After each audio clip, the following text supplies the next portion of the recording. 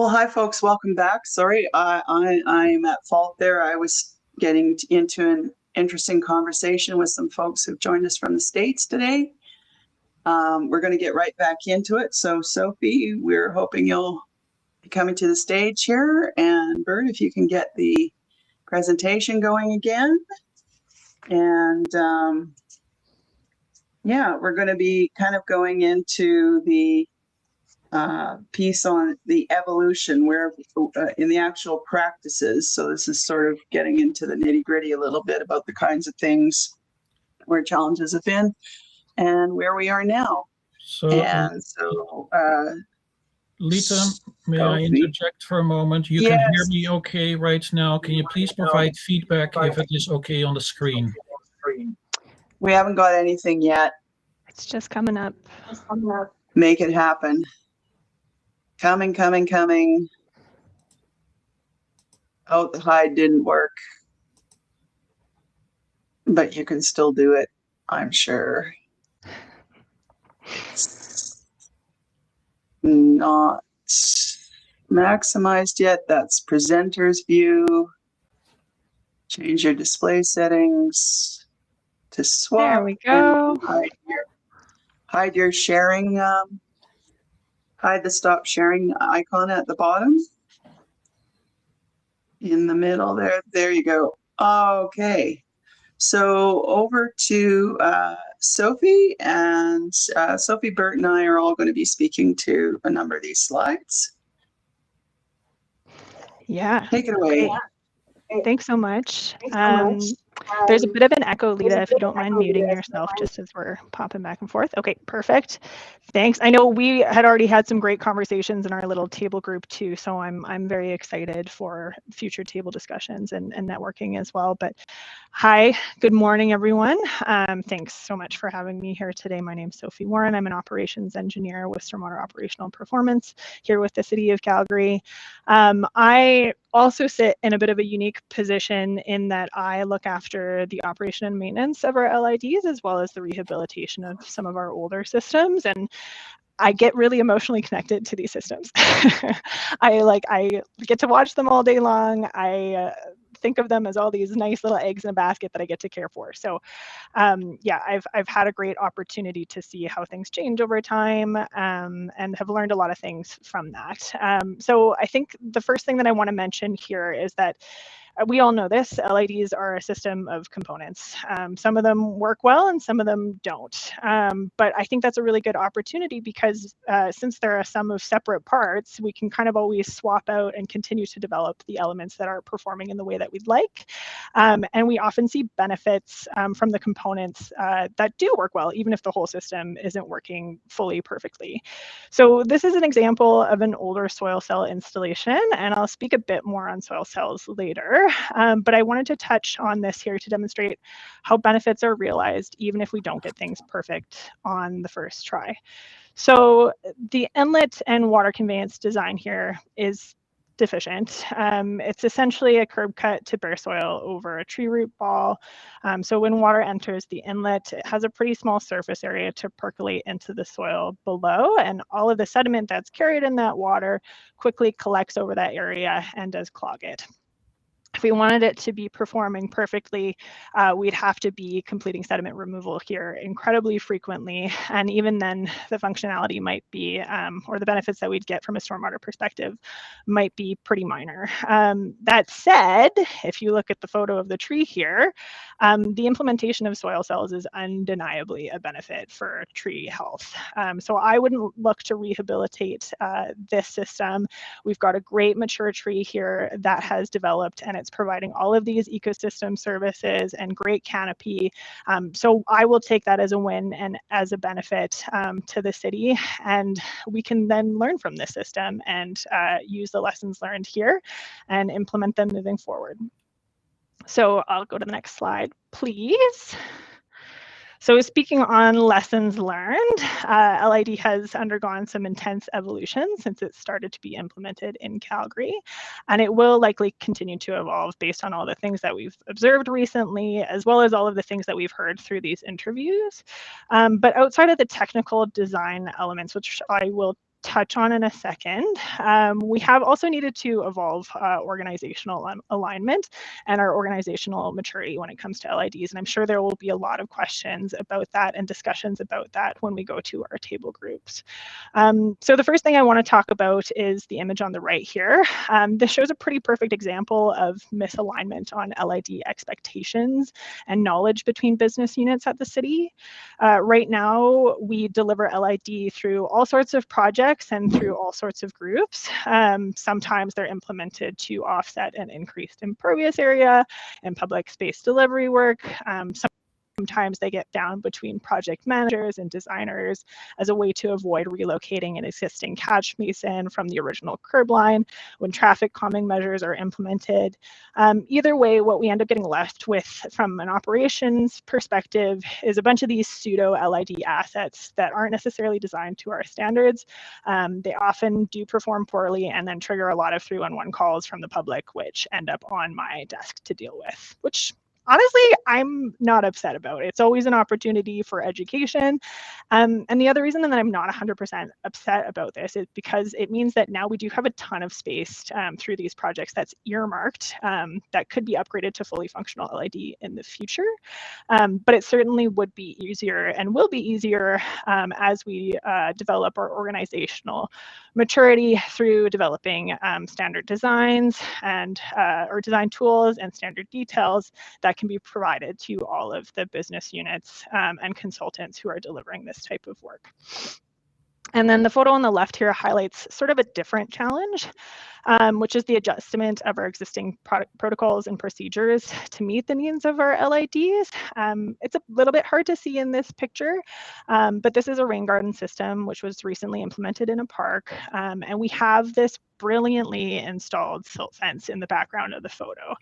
It's doing a great job of protecting the adjacent water body from the construction debris, but the same ESC care wasn't given to protecting the rain garden while the adjacent parking lot was being built. So this did result in a pretty thick layer of sediment settling into the majority of the ponding area of the rain garden.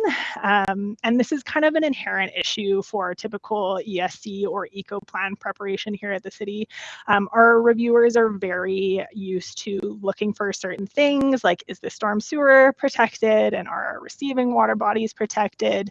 But LID can get missed in these checks. I'll have you go to the next slide, please, Bert. And this is just an extension of that last example. So here's an instance where historic principles around stormwater pollution prevention do need to be adjusted and adequately assumed by all of the groups in the city. On the left here, we have traditional ESC practice. So this is where someone said, okay, we've got our catch basin here. This is our inlet to the storm sewer system. We need to put an ESC protection around this. But obviously the rest of the LID asset doesn't get protected in this instance. But then on the right, we have the instance where we are placing that ESC appropriately, sort of at the inlet or upstream end of the asset, and then the whole LID is protected during construction. Next slide, please. So now getting into the details of how designs have evolved. And again, this is where I say, like, I really enjoy working in operations because I get to see these systems in a variety of conditions. And it's a great way to observe how they work in reality. And again, in different rain events, different drought events, as opposed to what was initially planned. And I think this is why it's really important to maintain a feedback loop between your ops groups as well as other business units who deliver infrastructure. And as Bert alluded to, we will be talking about this more in our March presentation, looking at how we have sort of formed that feedback loop and taken a lot of these lessons learned, and we'll be implementing them into a lot of our resources moving forward. Anyway, there are definitely some common issues that are repeated in many of our older assets, and we're working to address these as we develop all of our tools. The first thing that I notice is the way that water enters the asset. We have evolved from using things like flat curbs and sheet flow, grass filter strips, and having a flush transition between inlets and the rest of the assets. The reason being that, I mean, everyone knows this, construction is never perfect and things do change over time. And so we need to build in a little bit of flexibility to account for this in the way that we do our design and construction. Where sheet flow is designed, we often get some settlement of the asphalt around the asset, which can create a preferential flow path and concentrate flows in one area, or actually even prevent water from entering into the asset altogether. Grass filter strips or inlets with no pretreatment can result in sediment buildup immediately downstream of that inlet, which then often vegetates over time and creates a barrier for water entering the asset. So you can see that in a few of the photos here. What we're moving towards implementing is dedicated pretreatment sumps, either a cast-in-place concrete sediment pad, a sump catch basin, or a combination of these two to reliably collect and remove sediment without impacting the remainder of the asset. These should be built slightly depressed from the inlet to allow for some sediment to accumulate without impeding flow into the asset. And we have also implemented some small rock sumps in some instances as pretreatment, but one thing I do want to note from a maintenance perspective is this can be very difficult to maintain. The photo in the top right here, our contractor goes through actually with a bit of like, it's a tiny little like dust buster almost to suck up the sediment in there. And so just with our existing maintenance practices, we would prefer to have something that can be easily shoveled or vacked out. We have routes that do those things anyways, so it's easy to get those assumed into those sort of preventative maintenance routes. And next slide, please, Bert. So another common challenge we see in our LIDs is grading. I think a lot of designers and contractors, LID goes against a lot of historic norms. It moves us away from the out of sight and out of mind mindset for stormwater, as well as the standard way of building landscape spaces. And it does just take time to adjust our ways of thinking. So some common issues we see repeated in our older assets, which reflect this thinking, include having the ponding bed be higher, a higher elevation than the inlets.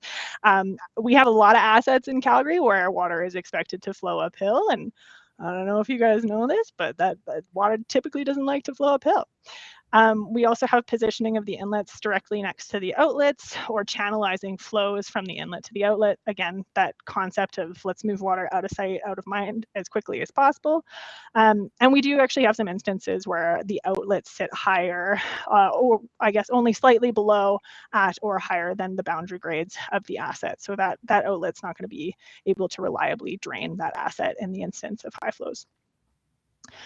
Moving forward, we do need to position our inlets to maximize flow paths and the contact with the soil media.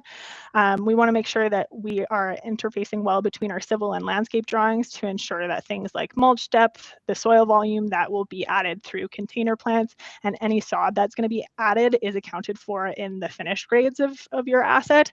So again, I think that's where a lot of that issue with having your ponding area sit higher than your inlet comes from. We have grades that are set for the soil installation, but that doesn't always account for, again, things like a depth of mulch or all of the soil volume that's going to get added as you add plants in sort of at the end of the project. And we also want to make sure that our outlets are positioned well to promote ponding in the asset during all of the events. So making sure that we do have good ponding area and separation between the bottom of our asset and the outlet, but while still making sure that that outlet is not above the boundary grades of the rest of the system. Yeah, and from there, I think I'm going to pass it over to Lisa to talk about a lot of the planting elements.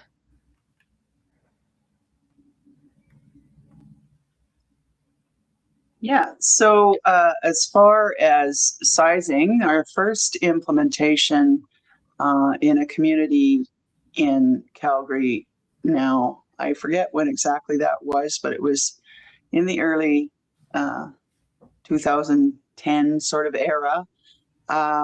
There was sort of a treatment of bioretention as if you could scale it to a small pond size. There wasn't really an acknowledgement of having to manage the scale issues and there being too much water coming in, which led to increased velocities and really the wholesale moving of mulch to the overflow structures.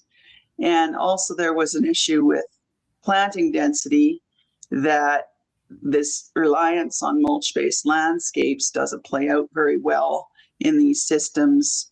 You need actual plant material, more holistically through the facilities at grade, not just from what you see looking in plan view, that maybe the canopy someday would be mature of the trees that are there, but it doesn't do anything for the actual functionality of the surface.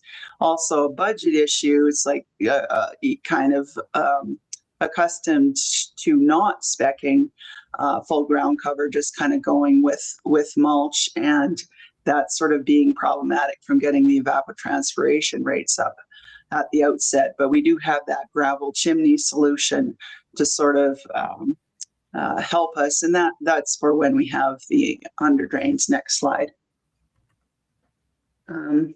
We kind of moving along with that, we're moving away from using so many woody species or woody species exclusively to also including the herbaceous flowering plants and grasses, and that sort of being, we're mindful of the pollinator significance in having flowering plants and the biodiversity objectives, but also different root architectures and this holding the ground, and also that we're not relying on a plant to hold its static position for 50 years, putting in species that have some ability to self-seed and move around.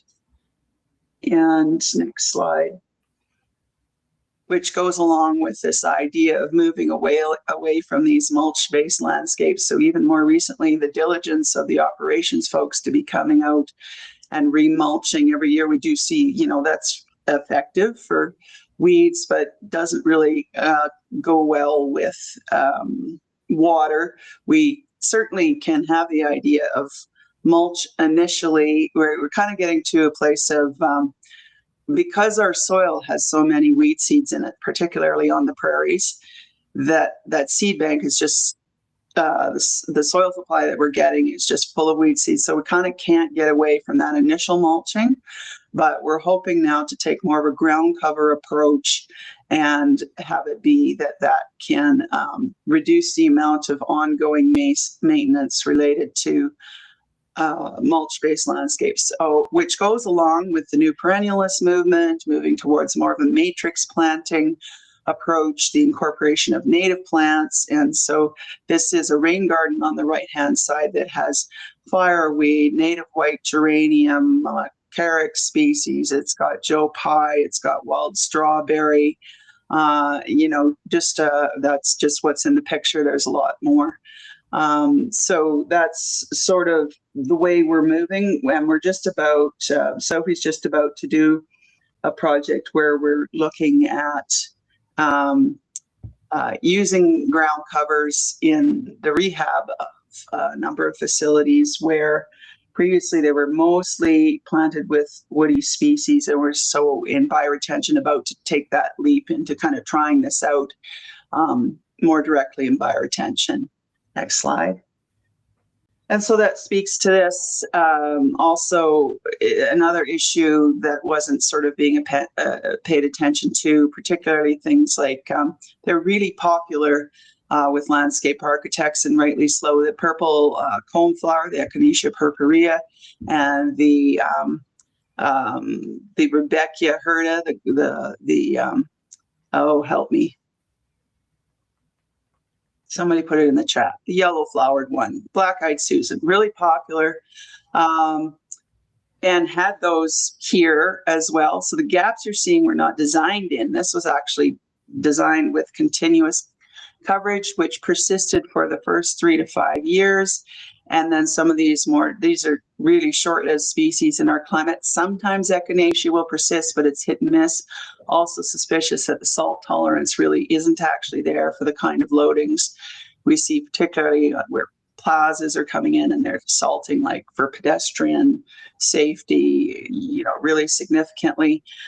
So, the salt question, that's probably the biggest wild card still in vegetation selection, is like, how salt tolerant does something have to be salt tolerant enough for the context that it's going into?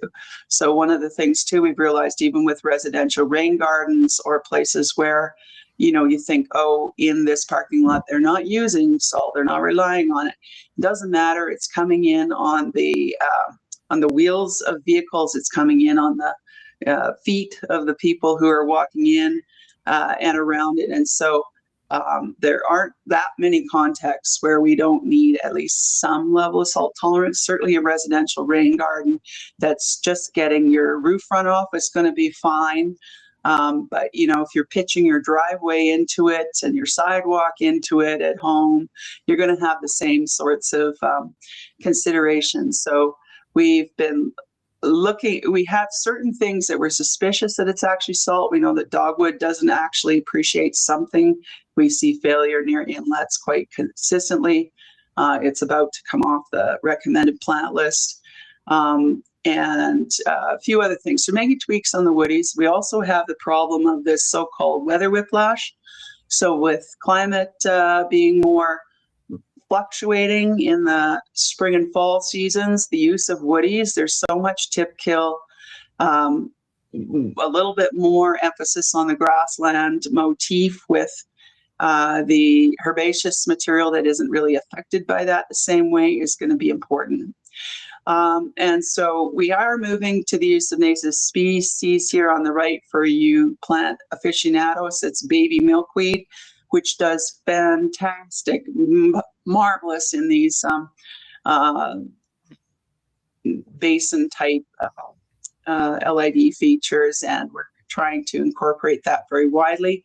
It's a bit rangy on the prairies. It doesn't go crazy like it can in Ontario, but particularly Asclepias speciosa does very well. We've proven that. So we have a site at U of C that went in 2008 with both native and non-native species, and we saw that all of the non-native species died, and it was only the native species that persisted, which was an interesting gut check on what are we doing here. So we do need to see the practice evolve. That also affects the aesthetics, and so a lot of education of the public around, what constitutes a functioning system. We've got a long ways to go on that, and baby steps, but we must go there. And then thinking of sort of moving over to the research side, what have we done? Next slide. That one of these people is the same, and that was also, I'd say, about 15 years ago, and so not quite so young anymore. But the Guelph permeameter, we have a long history of using that to do testing in Edmonton. They use it actually to validate that a site hasn't been over-compacted. And the main issue with the Guelph permeameter or any of these testing methods is to get statistical significance. And they are more like, how many samples do you need before you have a valid number? So it's almost more of an order of magnitude check. We did this photo on the right as ALIDP. We had volunteers who gave their time to do different testing methods. So modified Philip Dunn, single ring infiltrometer, double ring infiltrometer, Guelph permeameter, and we demonstrated that the Guelph permeameter had by far the best accuracy. So we did that. Next, media specification. I told you about how we had this dialogue. We've now proven more stuff. You can look up the Okotoks spire retention research that sort of was showing relative performance of woody herbaceous against a control of grass, different media, performance under different dosed loadings. And this photo on the left, through the dry years that we've had, we have a Lincoln Park installation has 25 different roadside cells set up with a variety of configurations, liner, no liner, different media, different depths, different loadings. And we have proven that 90 millimeter per hour saturated hydraulic conductivity media, which is how the media is specified, is according to that parameter, is too much. The vegetation has succumbed. We're going to run out of time here, so we will move on to talk about, and we've really moved away. We're at a 40 millimeter per hour blend that is kind of the recommended generic media these days. Research into phosphorus binding amendments as a subset of that Okotoks research. There's a paper or two you can look up on that, and you can talk to Anton Skorbogatov, who's maybe here today, if you want to follow up, yes, on some of that stuff. He's really championed that research out there. Jill Prosser it has done some of the root architecture dynamics, some destructive testing, not on these cells, but those other ones I just showed you before. So we have kind of gone pretty far into the science of on the nutrient side, on the plant performance, the media specification. And next slide, then the monitoring of actual installations on rain gardens, on bioretention, different things mostly related to the water balance aspects, soil moisture, water level sensing, a few sites that are actually measuring evapotranspiration. We've got a bunch of new rain garden monitoring going on in Edmonton.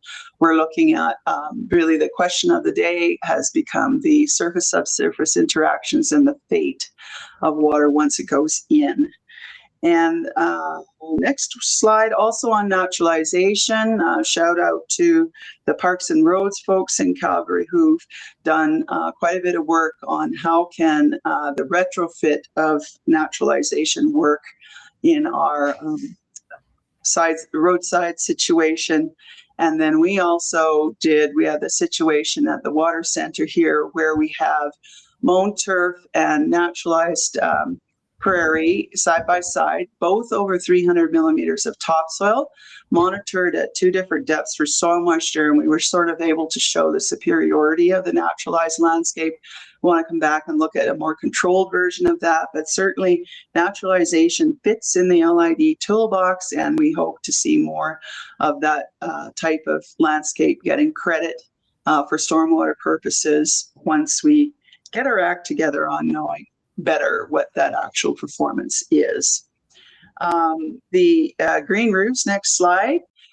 Just to think there, I don't know how this is where you are, but we've really seen at first, it was all about sedum mat, not native, there can be native sedum, but generally that's not kind of how it's done. They're much more into highly specialized cultivars, or they have now, we do have some pretty good sedum on steroids that is an opportunity, an offering in our market, but we have also moved to the use of native plants. Here you'll see on the right, and also very grass-dominated green roofs, which was never something we thought we could do. But we are fortunate to have ecologic horticulture in the local market who is providing the Nature's Turf product, a mat-based product where we've seen a lot of we're seeing green roofs going in that are going in with a native sod or a adapted sod. And I'm going to hand it back to Sophie. Awesome. And just in the interest of time, I think I'll go through highlights for some of the ways that each of our typologies have changed over time. Lita, sorry, do you mind muting yourself once more? Oh, sorry. Thank you. Okay, so bioretention, we've talked about this at length already. I don't need to belabor this point, but just summarizing where we are going or looking to go is using appropriately sized and suitably positioned inlets to capture the target design storm and maximize contact time with the soil, having a dedicated pretreatment, having appropriate grading, and updating grading tolerances within our specifications to ensure ponding areas are optimized, having suitably positioned outlets, using a growing media with a lower sand content to promote sand health or plant health, and appropriate planting pallets, which Lita has talked about a ton, trying as much as we can to build a level of resiliency and adaptability into this. So as I mentioned previously too, I look at all of our assets a ton over time. Just in the interest of time, I won't speak to these two specifically right now, but if you would like to chat with me ever about any asset in Calgary, please reach out to me. These two, this is one at the water center as well as Saddle Lake which we saw a photo of a bit earlier, and they have had some revisions over time, but overall through our learnings and the revisions, I would say they're operating pretty optimally right now, or as optimally as they can based on the conditions that they are put into. Next slide, please. Soil cells, these are definitely much newer and fewer in Calgary, but they've also been adapted to address some of the challenges, which I spoke about right at the beginning of when I started talking. It's hard to see some of the changes in these photos just because the infrastructure is largely underground, but what we have done to sort of address some of the concerns with distribution of water in these assets is the utilization of a sump catch basin as our inlet with a distribution pipe, which can be flushed more reliably and also reliably allow water to enter into the soil more evenly. They also use a subdrain as well as a connection to the storm sewer so that any excess flows can also continue to reliably drain from these. And then I will pass it to Bert for permeable pavement. Thank you. Excuse me on this. Permeable pavements is like been the longest I can do permeable pavements in Alberta. Well, actually, we've had our module for the last over 10 years, and a real example has been the visitor parking lot at the water center in Calgary, where we started off with a dual porous asphalt permeable concrete installation.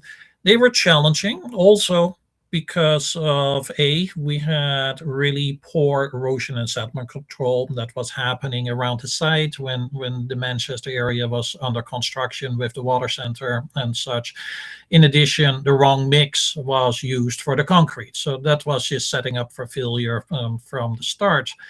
We did see that it was actually possible, even with the porous asphalt, to clean it, and some of that is like you're basically with high pressure push the sediment through there. But when the parking lot needed to be expanded, we decided to go to an interlocking paver type of approach, and that's been in place for well over 10 years now, and I would say it's really been acting quite well.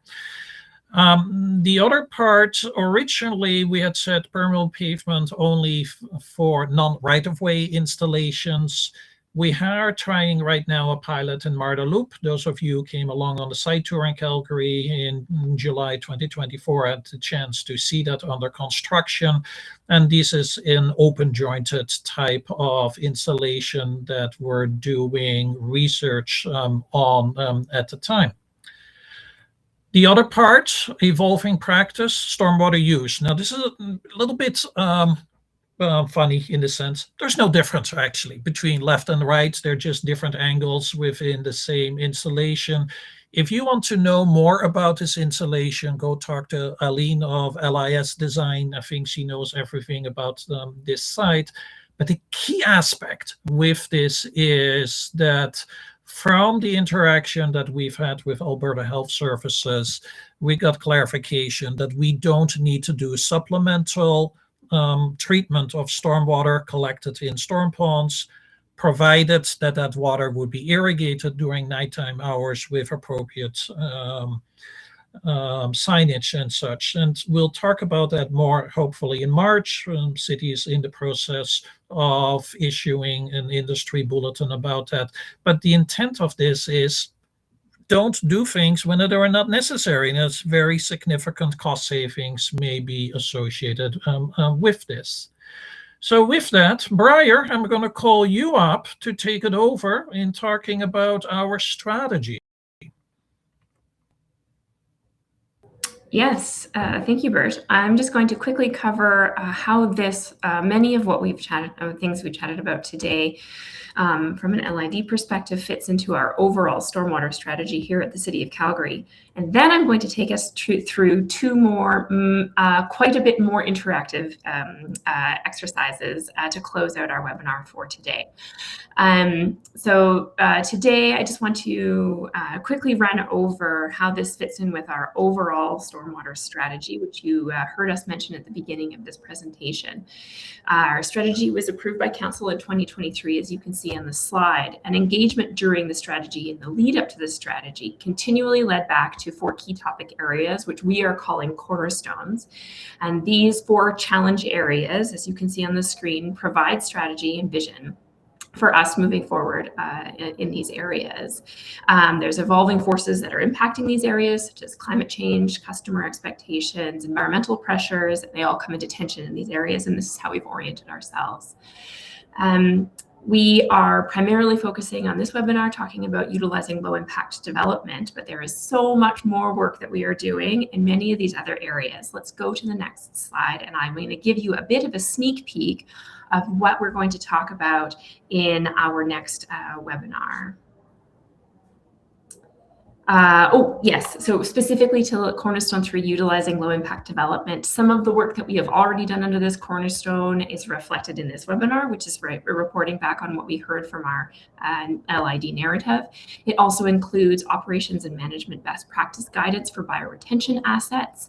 More operations and management best practices guidance are currently being developed for soil cells, tree trenches, and permeable pavement. We've also assessed our triple bottom line impact report for LID assets. And we also have developed a capital plan that has budget allocation for a green stormwater infrastructure program. Coming up, we're working on establishing an LID research site so we can continue to ask detailed questions of ourselves and really push trial new infrastructure, new innovations, new soil mixtures, plant pilots, et cetera, really test our assets to the limit. We're looking at developing and utilizing a triple bottom line economic impact assessment tool for infrastructure investment to help ourselves guide appropriate infrastructure investment. We are going to be re-releasing a few updates to the LID modules 2B and 2C. Current versions of those are available on our website. We're adding a few more details to those based on what we've learned. And we're also, I'm very excited about this, working on design guidance specifically relating to specs and standards for green stormwater infrastructure. We heard that one loud and clear through the narrative interviews, and we're working very hard to make that a reality as well. For more specifics, join us in March, and we'll be able to talk a few more about things. For the last slide I want to talk about today, I want to give you a hint as to some other areas, other actions we're taking under the overall stormwater strategy that I want you to know about. There's so much more here. I've just sort of shortened these up to the list. We are continuing to administer our Stormwater Redevelopment Fund. We are continuing to advance our understanding through stormwater modeling and flood mapping of our city footprint overall. We continue to implement a community drainage improvement program. We've got a program also focused around stormwater education and awareness that is active, ongoing, and very dynamic. We've got a stormwater asset management plan as well as performance measures. I don't know if you've heard, but the City of Calgary these days, we talk a lot about asset management and proper infrastructure management, and stormwater is not excluded from that conversation. We are focusing, also continuing to focus on our citywide stormwater loading from a total loadings footprint by establishing watershed and sub-watershed targets. And we're also keying into a little bit closer look at providing water quality design guidance that was going to assist with implementation guidance in infrastructure investment for LIDs in the right places at the right times. We're also continuing to look at protection of our source water as well as its impact and relationship with stormwater. So much more, but join us in March for those. Kyle, did you want to talk about the Ville de Montréal before we go on to our table discussions?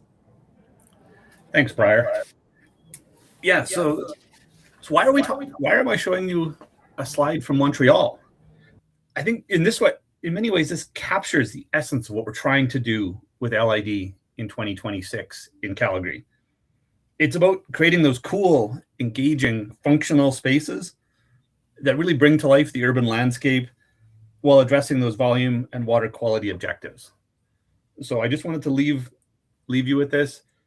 I know I'd like to live in front of a site like this. This would bring life to my neighborhood more so than some of the traditional infrastructure we have.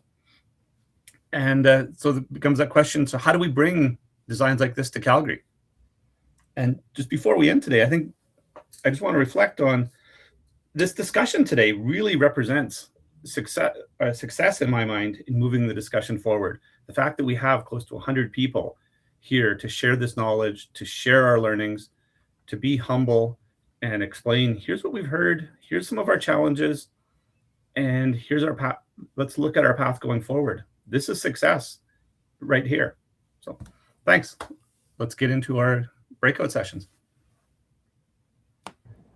Okay, so like I mentioned, we've got 2 more activities that are a little bit more engaging rather than us just giving you a presentation to close out our session for today. We're going to be ending on time at 12 o'clock, but I understand that the room will continue to be open for more networking until 12:30 and beyond for us to continue to have good conversations. So there's, like I said, there's 2 more activities. The first activity is for all of us to participate in table discussions, virtual table discussions. And then following that, we are going to have a panel discussion with a few questions that I would like to introduce, as well as invite questions from the floor from an expert group of panelists from the City of Calgary before we close out our session. So for these table discussions, what I'm going to ask everyone to do is we're going to break into groups by land development stage. So if you want to talk about the planning and design and approvals stage of low impact development, do you want to talk about construction and operations, and et cetera. So find a table once we've that suits your interest of area. Each table is going to have a facilitator at the sitting there. And so our facilitator glam photos are on the right here. So we are very friendly people sitting behind screens. So come and talk to one of us. Each of those facilitators is going to just generally host a conversation about what stood out for you today. What do you think based on what you've learned today and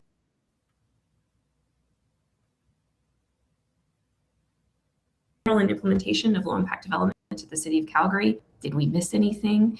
And do you have any other examples from other jurisdictions as to how challenges were overcome? So tell that to your facilitator. I will be one. Many other people are going to be sitting at tables. And we are going to have the facilitators report back in the general chat what we heard from that table discussion. We're going to have a warning of minutes left, and then and then we're going to have the facilitators enter their questions in the general chat. Then we're going to go to our panel discussion to close out the session today. If you have questions, also post them in the general chat. And right now, I believe, Lita, you're going to flip us back to the table view. Yes, I'm going to flip you back, and we're going to go till 11:30 with the table discussion, so it'll be compact. We'll come back to the panel at that time. If you had any more Q&A that you want to give to the panel, we will. Please put it in the Q&A, not the chat. And so I will flip you back now. Great, thank you. Oh, if you're in the planning and the O&M tables are on the first floor, you have to go up to the second floor to access the design and approvals tables. And so that's up by the agenda. When we flip back to the other room, you'll see it says floor. So you want to go to floor 2 for that. One more. And if you don't have a designated facilitator, make your own. Yes. Yes. One more cue at the very top of the general chat. Lita very helpfully posted a copy of a few of the slides that we have chatted about today. So if you're a visual person who would like to scroll right to the top, download that guide, and you'll be able to see some of the slides that we previously chatted about. Yep. Perfect. Excellent. See you there.